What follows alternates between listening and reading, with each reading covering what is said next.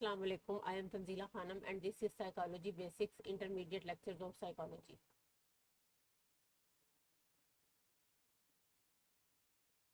आज का हमारा जो टॉपिक है वो है फिजियोलॉजी ऑफ इमोशन, कि इमोशन के अंदर जो डिफरेंट किस्म की फिजियोलॉजिकल चेंजेस आती हैं वो कौन कौन सी हैं।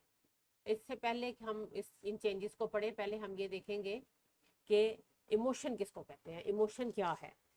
इमोशन आप देखें कि हर इंसान के अंदर जो है वो डिफरेंट किस्म की जो फीलिंग्स हैं मौजूद हैं। हम खुश भी होते हैं, हम गुस्सा भी करते हैं, हम नाराज़ भी होते हैं, उदास भी होते हैं, दुखी भी होते हैं, हैरान भी होते हैं। तो ये सारे हमारी जो डिफरेंट किस्म की जो फीलिंग्स हैं इनको हम इमोशंस का नाम देते हैं उस वक़्त जब हम यही जो फीलिंग्स हैं ये एक हाइट पे पहुंच जाती हैं और इंटेंस हो जाती हैं।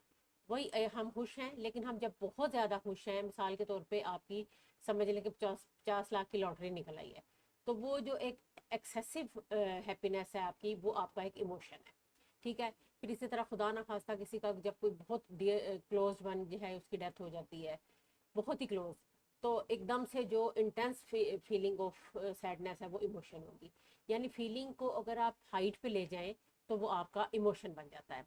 अब मिसाल के तौर पे जैसे मैंने आपको ये मिसाल दी एक लॉटरी निकलने की, फिर ये है कि अगर आपको अभी आप सोचें, सिर्फ आपका अभी एग्ज़ाम हुआ भी नहीं है, आप सोचें कि आप एग्ज़ाम देने गए हैं और आपका रिजल्ट आया है और आपने ए ग्रेड लिया है या आपने फर्स्ट पोजीशन लिया है, तो वो उस वक्त आपकी वो जो खुशी का इमोशन है वो कहाँ पहुँच जाएगा। तो ये वो चीज़ें हैं जो इनवॉलेंट्री हैं, ऑटोमेटिक हैं और इनके ऊपर जो है हमारा कोई इख्तियार नहीं होता। अब इसका इसके अंदर साथ साथ कुछ हमारी फिजियोलॉजिकल चेंजेस भी शामिल होती हैं, क्योंकि जो इमोशन है वो सिर्फ फीलिंग की हद तक नहीं रहता, बल्कि हमारी बॉडी के अंदर डिफरेंट किस्म की चेंजेस इसके दौरान आ रही होती हैं। यही चीज़ें आज हम पढ़ेंगे। फिर उसके अलावा हमारा जो एक्सप्रेस बिहेवियर है उसके अंदर जो है वो बहुत ज़्यादा फ़र्क पड़ रहा होता है जब हम इमोशनल स्टेट में होते हैं। तो हमारी थॉट्स, हमारी फीलिंग्स, हमारी बिहेवियर, सारी चीज़ें जो हैं वो इस इमोशन के अंदर जो है मौजूद होती हैं।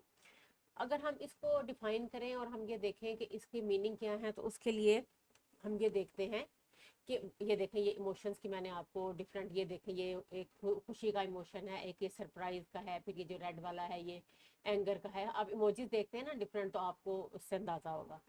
फिर ये सैडनेस है, फिर हैप्पीनेस है, फिर ये फियर है ग्रीन वाला। तो इमोशंस की अगर हम डेफिनेशन पढ़ें, आपकी बुक में दी हुई है, वो आपने वो याद करनी है। तो यहाँ पे अगर हम जनरल उसकी डेफिनेशन पढ़ें, emotions are psychological states comprised of thoughts, उसके अंदर थॉट्स भी शामिल हैं। ठीक है, एक पूरी कॉम्प्लेक्स सी जो है समझ लें कि एक सिचुएशन है। ठीक है, उसके अंदर थॉट्स हैं। चलिए मेरे पास कलर वाइट है। ठीक है, थॉट्स हैं, फीलिंग्स हैं और फिजियोलॉजिकल चेंजेस, यानी जिसम के अंदर भी मुख्तलिफ किस्म की तब्दीलियाँ आ रही हैं। एक्सप्रेसिव बिहेवियर्स हैं, इंक्लिनेशंस टू एक्ट है, बिहेवियर आपने एक्सप्रेस कर दिया और उसके साथ साथ आपके जहन में जो इरादा बन रहा है एक्ट करने का, वो भी इमोशन के अंदर शामिल है। अब आप देखें कि जैसे हम ये देखें, ये गुस्से वाला जो इमोजी है वो उन्होंने लाल किया हुआ है, क्योंकि ये कहा जाता है ना कि गुस्से में मुठियां भींच जाती हैं और इंसान का, वो कहते हैं ना, मुंह लाल होने लग जाता है।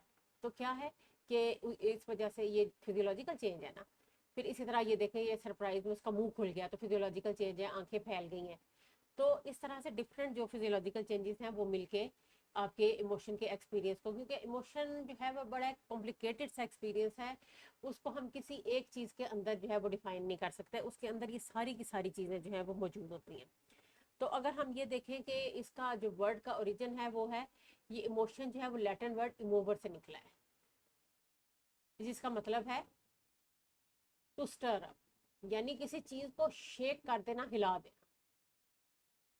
तो जब आपकी कोई ऐसी फीलिंग अपनी एक्सेप्शनल हाइट पे पहुंच जाती है तो उसको इमोशन कहा जाता है, क्योंकि वो आपको फिर हिला देती है बॉडीली अंदाज में भी और उसके अंदाज में भी। फिर जैसे आपकी खुशी है तो उसमें आप एकदम एक्साइटेड हो जाते हैं, नाचने कूदने लग जाते हैं, जो है वो चीखे मारने लग जाते हैं। तो गम है तो उसमें आप रोने लग जाते हैं, आप अपना मुंह छुपा के कहीं बैठ जाते हैं। तो ये डिफरेंट किस्म की आपकी जो बॉडी है वो एक दफ़ा अंदर से हिल जाती है, तो इसलिए इसके लिए जो वर्ड यूज़ किया जाता है इमोशन का, कि यानी आपकी बॉडी शेक हो गई है। इमोशंस के अंदर जो फिजियोलॉजिकल चेंजेस आ रही होती हैं उसमें बहुत सारी जो है उसकी रीज़न ऑटोनॉमिक नर्वस सिस्टम होता है, क्योंकि आपने ये पहले भी पढ़ा है कि जो ऑटोनॉमिक नर्वस सिस्टम है वो इनवॉलंटरी एक्शंस को कंट्रोल कर रहा है।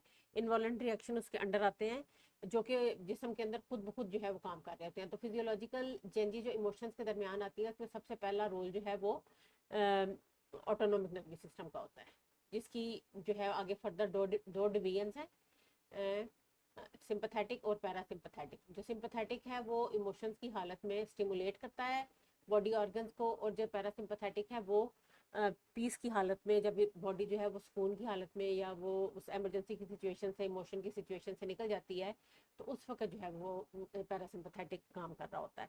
अच्छा, अब हम ये देखते हैं, ये मैंने आपके लिए एक फिगर निकाली है जिसमें हम देखें, जैसे देखें ना, जब आपको गुस्सा आता है तो आपको लगता है दिल एकदम तेज तेज धड़कना शुरू हो गया है, या जो है आपको लगता है कि हाथों में से गर्मी निकलनी शुरू हो गई है, या चेहरा गर्म होना शुरू हो गया है। इसी तरह खुशी के मौके पे या आपको कभी परेशानी होती है तो आपको हाथों पे पसीना आने लग जाता है, या आपको लगता है हाथ पाँव ठंडे हो गए। तो ये सारी फिजियोलॉजिकल चेंजेस जो है ये ऑटोनॉमिक नर्वस सिस्टम की वजह से आ रही होती हैं, और हम इसमें देखते हैं कि अब क्या क्या इसमें हमें देखने में सबसे पर नजर आता है। सबसे पहले ये है कि ये सबसे जो प्यूपिल है, आँख की हमारी जो पुतली है, जब कोई इमोशन ऐसा जो है वो जैसे खौफ है या सरप्राइज है, हैरानी है, उसमें आँख की पुतली जो है वो फैल जाती है। कि क्यों? क्योंकि ना उसमें जो फैलने से उसकी ये होता है कि जो वीएन है ना आपकी इमोशन की हालत में वो तेज हो जाती है। अदरवाइज जो है वो उसको अपने अंदर वीएन को तेज करने के लिए इसका प्यूपिल का डायलेट होना बहुत ज़्यादा ज़रूरी है इमोशन की हालत में, क्योंकि बाकी इतनी ज़्यादा चेंजेस आ रही होती हैं कि फिर उससे आपकी वीएन जो है वो इफेक्ट होती है। तो अल्लाह ताला ने एक ऐसा निज़ाम बनाया हुआ है कि आपकी प्यूपिल डायलेट हो जाती है ताकि ज़्यादा से ज़्यादा लाइट जो है वो आपके अंदर जा सके, ताकि आपकी वीएन जो है वो इंटैक्ट रहे। फिर उसके बाद ऐसी ही कोई इमोशन है तो उसके अंदर आप देखें कि आपकी जो सलाइवरी ग्लैंड्स हैं वो काम करना छोड़ देते हैं, मुंह जो है वो खुश्क हो जाता है, और उससे क्या होता है कि फिर पसीना आने लगता है, और गुस्सा है या गम है, ऐसे मौके पर ये गदूज जो है वो काम करने लग जाते हैं, और ये जो सलाइवा जो है उसको इनहिबिट कर देते हैं या उसको रोक देते हैं। फिर तीसरी चीज़ जो है, जब कोई इमोशन है या कोई आपकी इस तरह की जो गुस्सा है या खौफ है, तो उसमें आपको ये लगता है कि आपके दिल की जो धड़कन है वो बहुत ज़्यादा तेज़ होने लग जाती है। बाज़ औक़ात ऐसा होता है कि वो डबल हो जाती है जितनी हमारी आम रूटीन में, ऐसा लगता है ना दिल पसलियाँ तोड़ के बाहर ही निकल आएगा। इससे क्या होता है कि जब दिल की धड़कन तेज़ होती है तो उससे जो ब्लड सर्कुलेशन है वो ज़्यादा हो जाती है, क्योंकि अगर कोई खौफ की कैफियत है तो आपने उसमें भागना है या आपने हालात का मुकाबला करना है, तो उस वक्त आपके मसल्स को ऑक्सीजन की ज़रूरत है। तो हार्ट बीट तेज़ होने से जो ब्लड सर्कुलेशन तेज़ होगी, और उसके बाद जो है वो आपके मसल्स को जो है ब्लड सप्लाई ज़्यादा हो जाती है, जो कि उस वक्त की ज़रूरत होती है। अच्छा, फिर उसके बाद ब्रोंकाई, जो आपके फेफड़े हैं या जो फेफड़ों की जो हवा की नालियाँ हैं वो भी फैल जाती हैं, ताकि ज़्यादा से ज़्यादा ऑक्सीजन जो है वो जिस्म के अंदर जाए, ताकि जो ऑक्सीजन के अंदर जाने से जो बॉडी की एनर्जी है वो उसके अंदर ऑक्सीजन की मदद से जो है वो उसको ज़्यादा से ज़्यादा मिल सके और वो सिचुएशन का मुकाबला कर सके। फिर उसके बाद क्या है, जो मैदा है उसकी जो समझ लें कि उसका जो काम है वो भी रुक जाता है, क्योंकि इस तरह की कैफियत में आप खाने को तो कभी भी तरजीह नहीं देते ना। आप उस वक्त तो आपको ये होता है कि अगर हम कहीं ऐसी जगह पे हैं जहाँ में कोई खौफ महसूस हो रहा है, या ऐसी जगह पे जहाँ में गुस्सा आ रहा है, तो उस वक्त आपका कोई बर्गर या सैंडविच खाने पर तो दिल नहीं करेगा। तो आप क्या, इस वक्त आपका दिल ये करेगा कि इस वक्त बस जो है ये इस बंदे को या तो मैं मार दूँ या मैं कुछ कर दूँ, ठीक है, या खौफ की सूरत में कि मैं इस खौफजदा करने वाली सिचुएशन से जितना भाग सकता हूँ मैं दूर भाग जाऊँ। तो उस सूरत में जो डाइजेशन का प्रोसेस है ना वो रुक जाता है, ठीक है। फिर उसके बाद जो पेंक्रियास है या जो हमारा जो लबलबा है वो क्या करता है, वो इंसुलिन बनाना शुरू कर देता है बहुत ज़्यादा, ताकि जो ग्लूकोज है वो उसकी मिकदार ज़्यादा हो, क्योंकि ग्लूकोज है बॉडी को एनर्जी के लिए चाहिए। यानी यहाँ पे जितनी भी हम देख रहे हैं बॉडी को, मसल्स को एनर्जी देने के लिए जो चीज़ें हैं वो यहाँ पे काम कर रही है, एनर्जी की प्रोडक्शन ज़्यादा हो रही है, और उसकी जो सप्लाई है ना बॉडी की जो एक्सट्रीमिटीज़ होती हैं, जो बॉडी के लिम्स हैं उसके बाजुओं में और टांगों में, ताकि इंसान जो है वो सिचुएशन से मुकाबला कर सके, तो वहाँ पे इसकी जो है वो सप्लाई ज़्यादा हो रही होती है। तो ये सारी फिजियोलॉजिकल चेंजेस जो ऑटोनॉमिक नर्वस सिस्टम की सिंपैथेटिक डिवीजन की वजह से आ रही होती हैं। फिर उसके अलावा यहाँ पे जो सक्रीशन ऑफ एड्रेनलिन और नॉर एड्रेनलिन, ये दोनों जो सक्रीशंस हैं एड्रेनल ग्लैंड्स की होती हैं, और ये इंसान को इस सिचुएशन में एक्स्ट्रा एनर्जी दे के उसको ऐसे ऐसे काम करने पे जो है वो आमादा कर लेती हैं, या इंसान ऐसे ऐसे काम उससे हो जाते हैं कि नॉर्मल सिचुएशन में इंसान कभी सोच भी नहीं सकता। मिसाल के तौर पे आपकी बुक में जैसे एक मिसाल दी हुई है कि एक एक एक स्विमर था, और उसने अपनी जान बचाने के लिए उसने देखा कि एक मुखालिफ सिमत से एक टाइड आ रही है, एक बहुत बड़ी वेव आ रही है। तो उसने उसकी मुखालिफ सिमत पे जो है वो तैरने के बाद अपनी इस एड्रेनलिन की वजह से वो जाके किनारे पे पहुंच गया। तो इसकी वजह ये नहीं होती कि आपकी बॉडी के अंदर कोई उस वक्त जादुई ताकत आ जाती है। बात ये है कि उस वक्त इस सिंपैथेटिक नर्वस सिस्टम की जो चेंजेस हैं वो आपके अंदर काम करने का जो जज्बा है या काम करने की जो चीज़ है उसको तेज़ कर देती हैं। आपको मसल का जो यूजेज है ना उसको ज़्यादा बेहतर बना देती है। नहीं तो आमतौर पे हम मसल्स को नॉर्मल सिचुएशन में तो उस तरह से यूज़ नहीं कर रहे होते, लेकिन वो इसकी जो परफॉर्मेंस है उसको तेज़ कर देती है। फिर उसके बाद यहाँ पे जो ब्लैडर का जो है यहाँ पे इतना काम नहीं होता। ब्लैडर जो है आमतौर पर लूज हो जाता है इसे खौफ की हालत में या हैरानी की हालत में, सरप्राइज की हालत में, तो यूरिन भी पास हो जाता है। तो इसलिए सिंपैथेटिक नर्वस सिस्टम जो है वो इमोशंस में इस तरह का काम करता है। और जब वो इमोशन जो है वो खत्म हो जाता है, इमोशन हमेशा मैंने आपको बताया ना एक्सेसिव होता है, वो चंद मिनट के लिए रहता है, वो इस तरह से ऊपर जाता है। आपका कोई भी इमोशन है ना, यूं ये ऐसे वो ऊपर गया और ये पीक पे पहुंचा, और उसके जैसे आपने देखा होगा ना दूध आपने जब उबलना रखा होता है तो वो एकदम उबलता है और उसके बाद नीचे बैठ जाता है। तो इसी तरह इमोशन भी हमारी फीलिंग्स के अंदर एक उबाल है, और उसके अंदर ये साथ साथ ये फिजियोलॉजिकल चेंजेस हैं, और ये साथ साथ हमारे डिफरेंट जो बिहेवियर्स हैं उनको भी प्रोड्यूस कर रही होती है। तो जब ये इमोशन की कैफियत गुजर जाती है तो फिर पैरासिम्पैथेटिक सिस्टम जो है वो नॉर्मलाइज कर देता है चीज़ों को। जो प्यूपिल है वो ठीक हो जाती है, जो सलाइवा है उसका फ्लो होना शुरू हो जाता है, हार्ट बीट स्लो होकर नॉर्मल आ जाती है, हवा की नालियाँ अपने नॉर्मल उस रूटीन में आ जाती हैं। फिर जो है वो जो एक्स्ट्रा ग्लूकोज बन रही है लिवर से वो भी जो है अपनी जगह पे आ जाती है, जो मैदा है वो काम करना शुरू कर देता है। तो ये सारी फिजियोलॉजिकल चेंजेस जो थी ये सिंपैथेटिक नर्वस सिस्टम की वजह से आई। ठीक है। अच्छा, उसके बाद एक और चीज़ जो कि इमोशंस के दरमियान हमें देखने में मिलती है, एक और उसकी रीज़न हमारा ब्रेन स्ट्रक्चर है।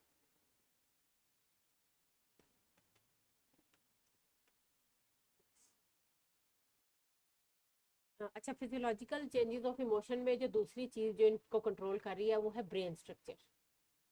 कि हमारा जो ब्रेन स्ट्रक्चर है हमारा भी, ह्यूमंस का भी और एनिमल्स का भी, उसके अंदर कुछ पार्ट्स ऐसे होते हैं, कुछ स्ट्रक्चर्स ऐसे होते हैं जो कि इमोशंस के वक्त खास तौर पे जब फियर है या अग्रेशन है उसके अंदर जो है वो काम कर रहे होते हैं। उसमें एक तो बहुत इंपॉर्टेंट चीज़ है वो है हाइपोथैलेमस, जो कि हमारे इमोशंस को कंट्रोल कर रहा है। ये पूरी मैंने वही सारी आपको डायग्राम निकाल के दिखाई है जिसमें वो वाले हिस्से सारे नज़र आ रहे हैं जो कि इमोशंस की हालत में काम कर रहे हैं, कि इमोशंस के अंदर जो हमारे अंदर फिजिकल चेंजेस आ रही हैं।